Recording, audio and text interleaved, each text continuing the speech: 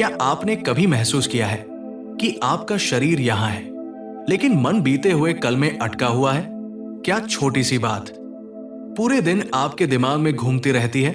क्या रात को सोते समय पुरानी यादें बार बार सामने आ जाती हैं?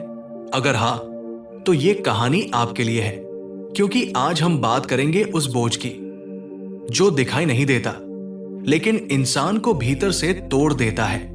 आज आप सुनेंगे एक ऐसे युवक की कथा जिसका मन कभी शांत नहीं रहता था, जो हर अपमान, हर गलती और हर दुख अपने भीतर पकड़कर जी रहा था। और फिर उसका जीवन बदला गौतम बुद्धा के ज्ञान से। आज आप सीखेंगे कैसे बीते हुए दर्द को छोड़ा जाए, कैसे ओवरथिंकिंग से बाहर निकला जाए और कैसे वर्तमान में जीकर मन को गहरी शांति दी जाए। तो आंखें बंद करें, गहरी सांस लें और इस शांत यात्रा में मेरे साथ चलिए।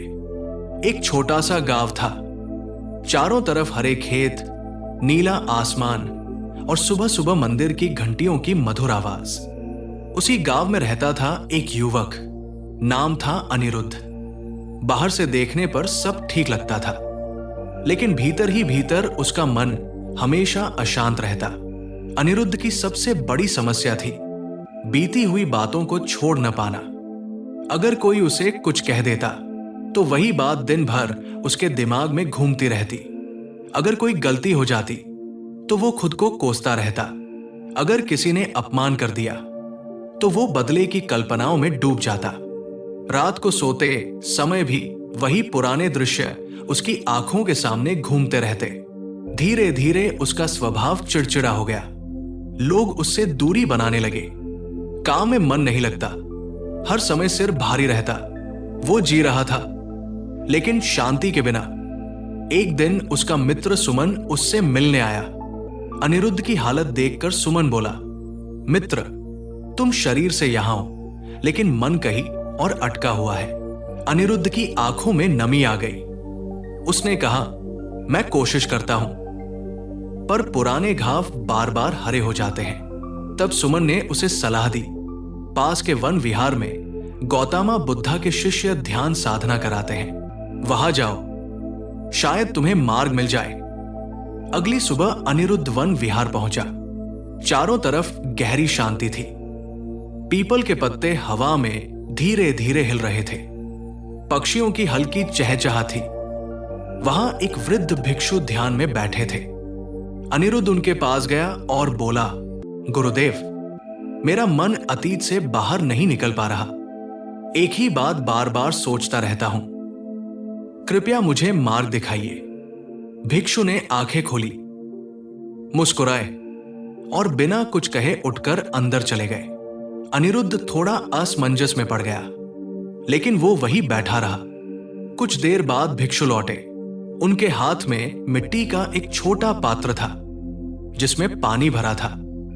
भिक्षु ने अनिरुद्ध से पूछा, बताओ पुत्र, इस पात्र का वजन कितना होगा? अनिरुद्ध बोला, बहुत ज्यादा नहीं, शायद कुछ 100 ग्राम।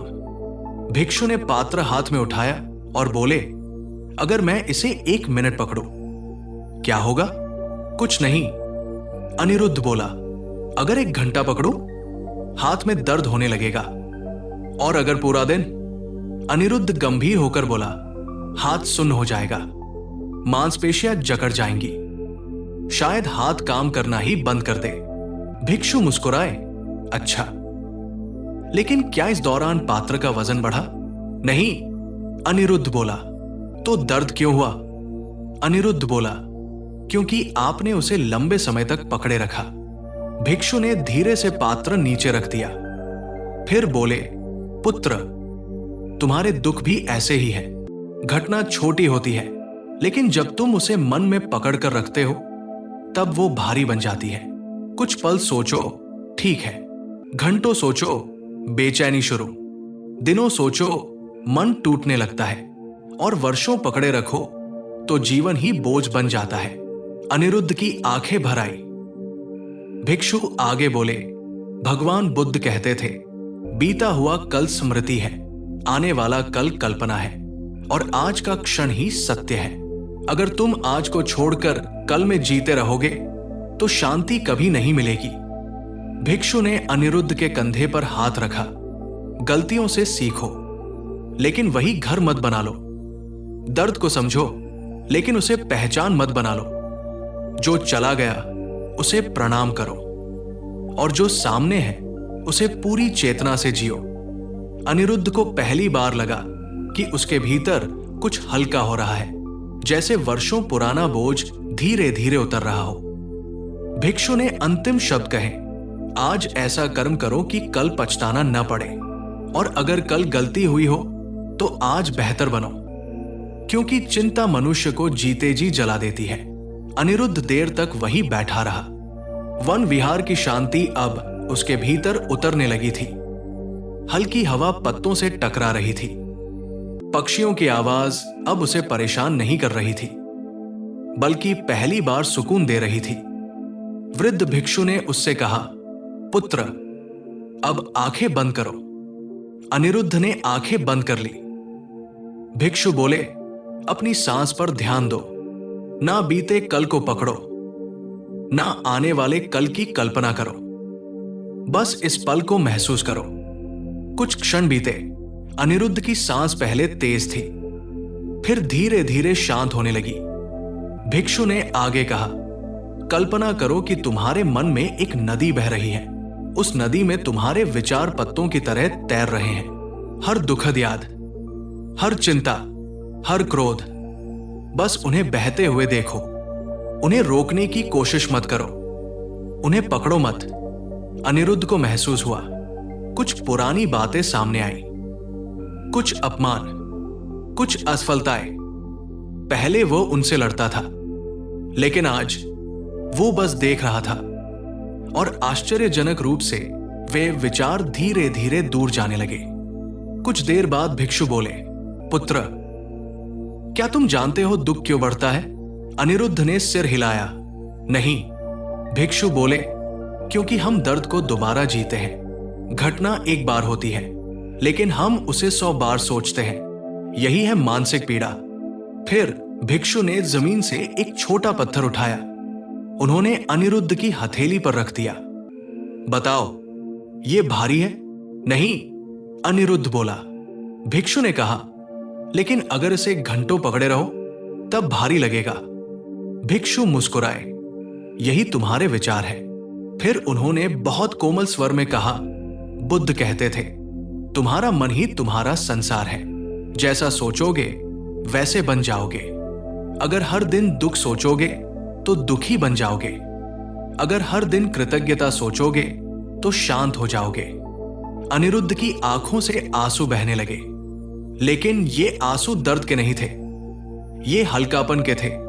भिक्षु ने आगे कहा, पुत्र, जिसने तुम्हें चोट पहुंचाई वो अपने कर्म लेकर चला गया, लेकिन तुम उस चोट को लेकर आज भी चल रहे हो। ये न्याय नहीं, ये आत्मपीड़ा है। अनिरुद्ध बोला, लेकिन गुरुदेव, मैं भूल नहीं पाता। भिक्षु मुस्कुराए, भूलना जरूरी नहीं, छोड़ना जरूरी है। उन्होंने समझाया, जब कोई कांटा चुभता है तो तुम उसे निकाल देते हो। तुम रोज उस कांटे को नहीं देखते, फिर मन के कांटों को क्यों रोज पकड़ते हो? फिर भिक्षु ने एक छोटा अभ्यास बताया, 3 बुद्ध अभ्यास। पहला, सांस का ध्यान। दिन में 5 मिनट बस सांस देखो। दूसरा, क्षमा अभ्यास। हर रात सोने से पहले मन ही मन कहो, मैं स्वयं को क्षमा करता हूं, और दूसरों को भी। तीसरा, वर्तमान कर्म। आज ऐसा काम करो जिस पर कल गर्व हो। भिक्षु बोले, अगर तुम हर दिन थोड़ा बेहतर बनोगे तो अतीत अपने आप छोटा हो जाएगा। अनिरुद्ध ने प्रणाम किया। आज वो वही व्यक्ति नहीं था जो सुबह आया था। उसके भीतर पहली बार ये समझ जन्मी, चिंता भविष्य नहीं बदलती, पछतावा अतीत नहीं सुधारता, लेकिन आज का कर्म सब कुछ बदल सकता है। भिक्षु ने अंतिम शब्द कहे, पुत्र, जो चला गया उसे प्रणाम करो, जो है उसे पूरी चेतना से जियो, क्योंकि जीवन बीते हुए कल में नहीं, सिर्फ इसी क्षण में है। अनिरुद्ध जब लौट रहा था तो उसके कदम हल्के थे, मन शांत था, और चेहरे पर एक नई मुस्कान थी। अनिरुद्ध गांव लौट आया था, लेकिन अब वही गांव होते हुए भी उसे सब कुछ अलग लग रहा था। पेड़ वही थे, रास्ते वही, लोग भी वही, पर उसका दृष्टिकोण बदल चुका था। पहले वो हर व्यक्ति की बात को दिल में उतार लेता था, अब वो सुनता जरूर था लेकिन पकड़ता नहीं था। एक दिन गांव के बाजार में एक व्यक्ति ने अनिरुद्ध से कठोर शब्द कह दिए। पुराना अनिरुद्ध होता तो पूरा दिन उसी बात को सोचता रहता, लेकिन आज उसने गहरी सांस ली और मन ही मन बोला, ये शब्द नहीं है, ये उस व्यक्ति का दर्द है। वो घर आ गया, आंखें बंद की और भिक्षु द्वारा सिखाया गया अभ्यास करने लगा। शांत बुद्ध ध्यान, हीलिंग प्रैक्टिस। धीरे से बैठिए, रीढ़ सीधी, आंखें बंद, सिर्फ अपनी सांस महसूस करें। सांस अंदर, सांस बाहर। अब कल्पना करें, आपके हृदय में एक छोटा दीपक जल रहा है।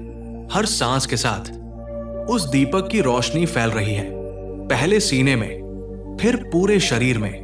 अब उन लोगों को याद करें जिनसे आपको कभी पीड़ा मिली और मन ही मन कहें, मैं तुम्हें मुक्त करता हूं। और स्वयं को भी अनिरुद्ध ने ऐसा ही किया।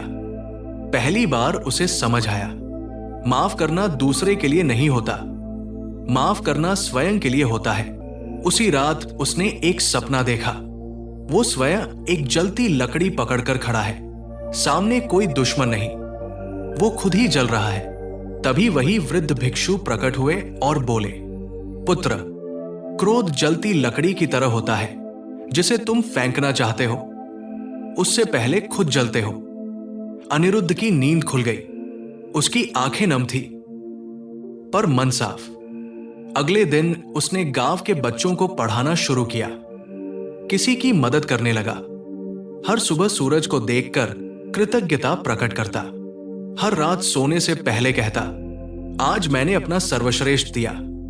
धीरे धीरे उसका स्वभाव बदल गया, लोग उससे बात करने लगे, काम में मन लगने लगा।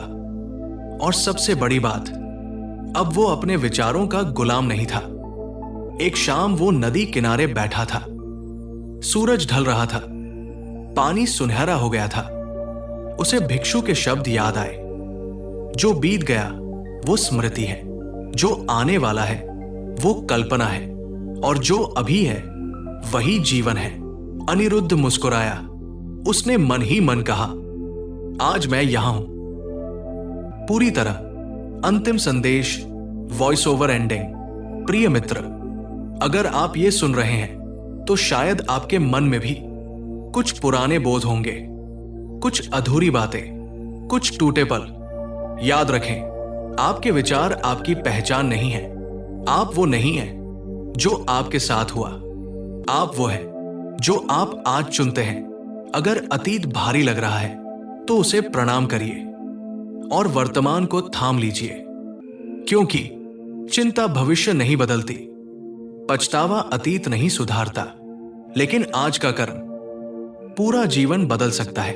आज से ये अभ्यास करें। सुबह कृतज्ञता, दिन सजग कर्म, रात क्षमा, और देखिए कैसे मन धीरे धीरे शांत होने लगता है। आप टूटे नहीं हैं, आप बस थके हुए हैं। थोड़ा विश्राम दीजिए अपने मन को, सब ठीक हो जाएगा।